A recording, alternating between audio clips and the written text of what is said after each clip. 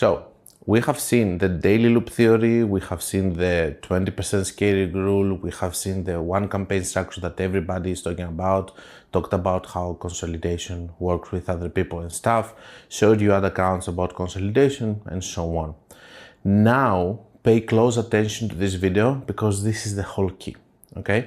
So all of the things that we are teaching don't make any sense if you start operating in the ad account like a headless chicken and you go here and there and you touch things and you don't have a philosophy for the whole ad account. I'm going to show you in a video different accounts and how you can start treating them as a campaign. So your ad account becomes a whole campaign.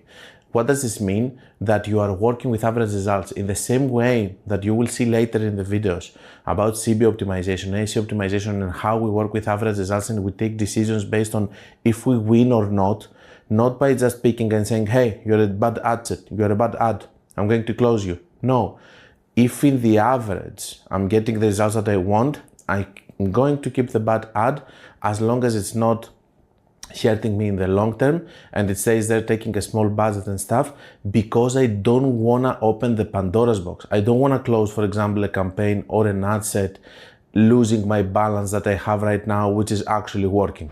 Also, another thing which I'm going to show you live now in another account is that the campaigns fluctuate. So when you're starting building campaigns after the daily loop theory we discussed, we're starting building another campaign, another with other counters, all that. You need to learn how to manage all of these campaigns or it's going to collapse. You cannot just go and individually check one of the campaign after you finish optimization. We check the campaign in individual level up to the optimization. I was trying to say that after you finish the optimization, we are not going to touch anymore the campaign, but we're going to see the average results and we're going to touch it only if we're losing on average results. Anyway, I don't want to confuse you. Let's go into my PC. Let me show you actual ad accounts and how this is working with average results. But I want you to understand that this is a very important chapter to our whole philosophy. Because if you're not treating your ad account as a whole, and you don't understand that there are campaigns that they have fluctuations and that there are campaigns that they need to stay for a long period of time for credibility, becoming post-edits and all of that, then this whole thing is not going to work for you. Okay, so let's go into my PC. Let me show you different accounts and let me explain to you there why it's very important working with average results, and we will take it from there. In YouTube, normally I would start and I would start saying that look at this account, look at this, it's working, blah, blah. You have already bought the course, you paid.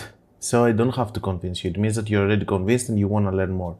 So this is not going to be, you know, there's a little bit of different approach on YouTube because these people, some people need convinced. They don't know you. It makes sense. Over here, though, we're going to go immediately to that. I can tell you that there are other accounts like this or these that they're working with multiple campaigns in over here. Spending 100K with all of these active campaigns, okay?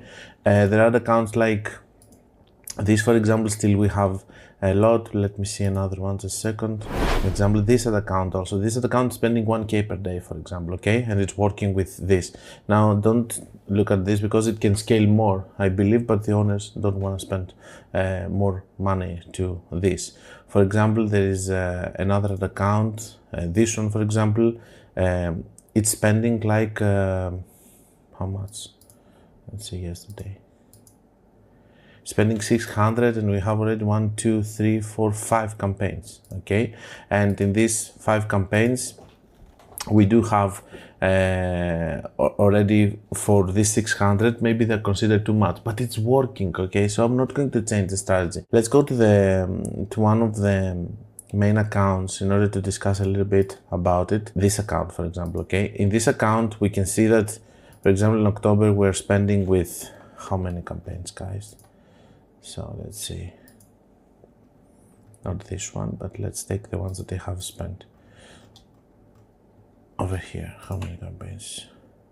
26 campaigns just in October. Some of those survived, some of those didn't. Some of those we still have and so on. In this month alone, how many campaigns do we have? We have a lot. In this month, 27 campaigns, okay? So in the last 7 days over here, we're having this kind of results. I would like to show you something which I think that is going to help you understand.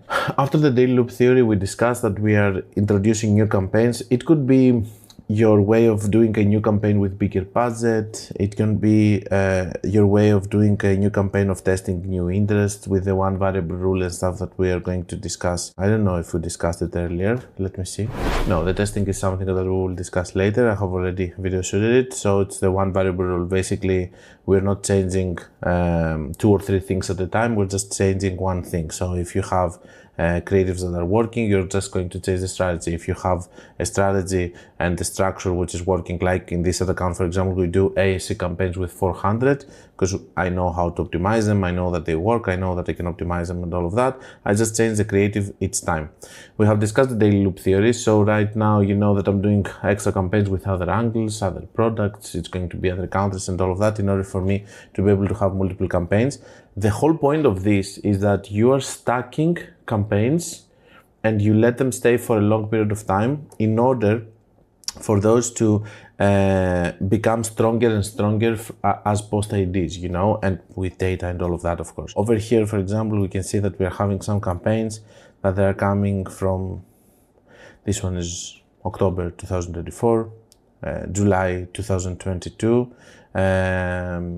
January, this is scheduled, this is new, I guess.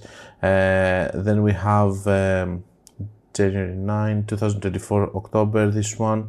Again, October, this is August 2024. This is September April 2024. We have a December 5th, 2023, another one on May.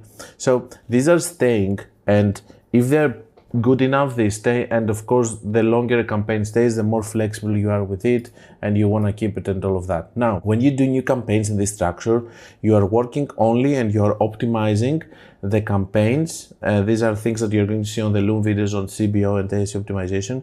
You are optimizing these campaigns and you are starting optimizing. When you finish optimization and you are happy with the results that you get, you know that it's profitable, or you don't want to optimize it anymore and you want to close it, whatever, then you don't touch this campaign anymore. But the moment that you're going to finish the optimization and you stop over this, then you're watching only the average results. And what you're seeing is that you're having another account over here that is operating with average results. Some of the campaigns are going to be your good campaigns that they bring better results. Some of those are going to be worse campaigns that they bring worse results. Let's see a little bit on the last 14 days, for example. Perfect. Okay, so what do we have here?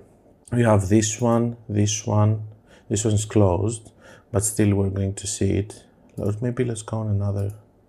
Maybe let's go on this period. No, maybe let's go on this period.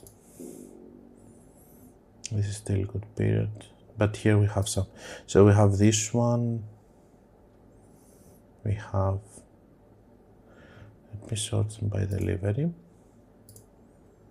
Perfect. So we have 1.94. Have 1.77, 1.98, 1. This. I think it's fine. Yeah. So over here, what are we seeing? We are seeing that we have some matches. Over here, we have 1.5 break-even rows. We want to be always above 2 because this is where we are happy. If on a bad period we drop on 1.8, it's not the end of the world. As long as we try to be always above 2. Right now we're on 2.4, for example, in this period, okay? That means that we can push a little bit more. I always like to put a cushion in between, having 2.2 instead of trying to play to the limits. There are periods that I will see that it's doing really well and I will play on the limit. Now over here we can see that we're having campaigns that have 1.94, 1.98, 1.7, 1.68. Most of the times people, and the mistake that I see that they do when they work with multiple campaigns is that they will come and they will say, okay, I'm getting 2.41. I don't know if they do it out of greediness. They do it out of confidence that they will make it better so that they can feel better that they are influencing the results. They don't work with the average here, which is I'm having 2.41. I don't want to touch it, you know, and ruin it. Okay. So what I'm going to do is I'm going to leave those to be some type of volume, and the other ones, they can bring me the results that I want. But what I want you to check here is that these campaigns are going to have good and bad periods, okay? Over here, for example, we can see still, you see, they're not good. But if we come here, we see on that period, look, all of them are above 2. This one is even on 3.77. Okay, this one is doing 1.91. And if we see on the whole month, you see, it's having good results, all of them. What does this mean? We watch last 7 days in order to optimize a campaign that we optimize. After we finish optimizing it, we watch the average results of the whole ad account, and this campaign becomes part of the average results of the team. So our whole ad account is becoming one big campaign that we treat it in the same way as we are optimizing a CBO campaign. That's the biggest thing that people miss, and they start touching this and that, and then they are not able to scale. Why? Because if you touch one campaign and you lose it, or if you have one campaign that it's not working pretty well, but it's going to work maybe in 10 days from now better, you're losing this campaign, and the next time that it's going to work, you're not going to have it there to help you scale. And you're removing assets from inside, then you try to, because always when you do a new campaign, it doesn't mean that it's going to work. So you are removing valuable campaigns that they have actually worked and you were able to optimize, while you could keep it there, give it time to work. It's not hurting you, because on the average you are winning, okay? It's not hurting you. And at the end of the day, whenever it's going to work or it's going to be a good period, it's going to be also another campaign that you can try scale or whatever. So here, I'm touching only the first campaigns, optimizing them. After they are optimized, they're part of the whole pack over here, and I'm optimizing here. If I have now good results, I'm not going to touch it. Based on the average results, I'm going to see if I can add another one, if I can add another one. And if it's too much, the average result is going to tell me that this is too much and you need to slow down. What am I doing then? I'm going, for example, here, let's see. Let's say that here on the last 7 days, it's 2.83, so it's difficult, but let's say that we don't like this. We want 3 rows. This one, for example, I might come and I might it has a stock issue, that's why. Still, I'm going to leave it, by the way, because this is helping you also with that. Most people would close it. Can you replenish this campaign? What are you going to do? Just open it all over again? Let it stay there, absorb the results. In 10 days, you're going to get, by the way, a lot of times in e-commerce stores, we can see that something is out of stock, but you keep selling this item because they buy something else, and it's still working. Okay, so here, whenever the stock comes back, I can live with 1.84, absorb it with my average results. The stock is coming back. This campaign is working all over again. I didn't lose it. Okay, I'm keeping it. So here, if I didn't like, for example, this result and I wanted 3 rows, for example, I can come here and I can lower the budget of this campaign. I can come here and I can do this, for example. This one, for example, is a good candidate to be removed, but it's too early because it's a new campaign. But I can come here, for example, and as you can see, there are some campaigns that I closed, maybe because there was a period that I didn't get the results that I wanted, okay? So I closed them in order to improve. You can come here and you can remove one of your worst campaigns, or you can lower the budget in your worst campaigns, maybe increase a little bit the budget in your good campaign, which is giving you 3 rows, which means that by increasing the budget, you're going to improve your average results in this one if it's going to work, and so on. In other words, you're having flexibility. Why? Because you are able over here to have multiple campaigns and not that just one campaign that it might ruin your whole ad account and you're just putting all of your eggs in one basket. Here you have completely a lot of different campaigns. You are working with an average result, and that means that you can just touch 1 or 2 campaigns and just fix this average result without touching all of these campaigns that they can help you scale more. That's why it's more friendly to scaling, because it forgives mistakes. And you are able to work with average results, keeping in mind the fluctuation of the ads, as I showed you earlier. They were having 1.8 for a period. Okay, another asset did better than that period, but this other asset maybe in the other period is going to do worse, and the other asset is going to do better. So in the average, we're going to be fine. This is how ads are going. Ads are going and having ups and downs, and we have to be okay. And in order for you to absorb this fluctuation, you need to work with average results. I think that this is going to help you understand it. Of course, it's deeper with good and bad periods and stuff and watching results, but for sure, if you are watching average results, you're not touching the campaigns individually and just saying, okay, I will touch this campaign because it has 1.6 ROAS while I want 2 ROAS. We do the same, by the way, in CBO and AAC optimization. It's not something that we do only on the ad account level. So if you learn how to optimize with that way, then it's going to be easy for you to optimize on the ad account on that level. But for sure, you will have more flexibility like this of fixing the average result without caring about the individual ROAS of each one of the campaign. Now, if you see that a campaign for 2 months, it has 1.6 ROAS and you want 2 ROAS, okay, remove it. Okay, but I think that you get my point of how important it is to work with average results. Also, it's giving you more time. So I don't like this campaign, for example, okay?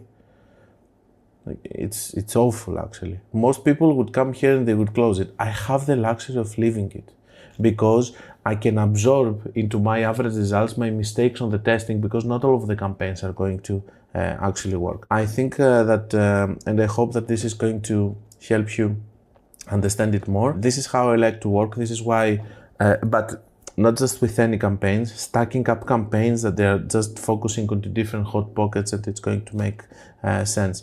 And for sure, it helped me a lot to keep ad accounts stable without having an ad account which is spending 300K in 1 month and the next month it's spending just 50K, okay? Or with another account that just because we had a bad week, we just lost all of the campaigns and we have to build it all over again. It's forgiving you these mistakes that you might do because you don't have information, because you are being afraid or whatever.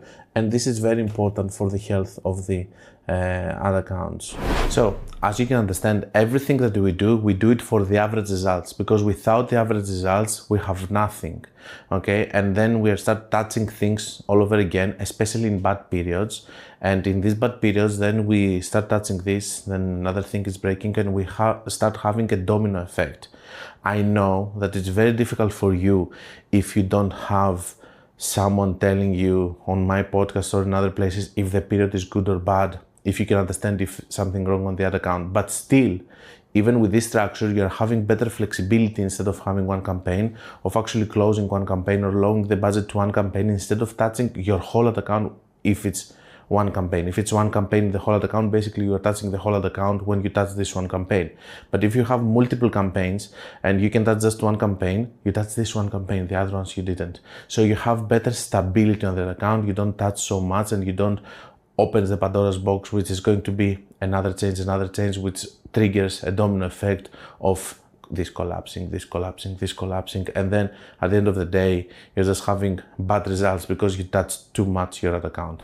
Of course, as you can understand, there are good and bad periods, and I know that because I used to see this in the early stages when I was having 5 accounts, 6 accounts, 10 accounts. Then I met a friend here in Greece, his name is Jonathan, and we started, maybe you will see him in future podcasts, we started actually discussing about his accounts and my accounts. So we're seeing that the same days we were having good results or bad results. So I was starting seeing that there's a correlation between not a correlation, let's say a pattern between their accounts of when they have good day or bad days. So then I realized that on the bad days, I'm going to not do any changes because it doesn't worth it. I was doing changes, touching this and that, and eventually the campaigns were working when it was working for all the ad accounts and when it was a better period. When you realize this as a big picture, you know that you should not touch so much, and this is why I like the structure of multiple campaigns, because it gives you this flexibility of removing one campaign to be profitable again in your average results, lowering the budget to one campaign instead of touching the whole ad account. Because with the one campaign strategy, basically you can scale a lot during a good period, but in the bad period you are losing money. Compared to that, so you don't end up making money. With average results, you can control it, and you can have, for example, your worst day to be your break-even day, while you can have pushing again in good periods or attack periods that we're going to talk about in the next chapter, along with promos and how you can inflate a little bit your results in order for you to be able to have better results later. But again, this is happening because of the average results. I hope that you're going to understand it and you're going to do it. And I hope that you're going to start thinking like this, because in the same way that we think on the campaign level with the optimization and all of that, you need to start thinking also like this on the campaign level.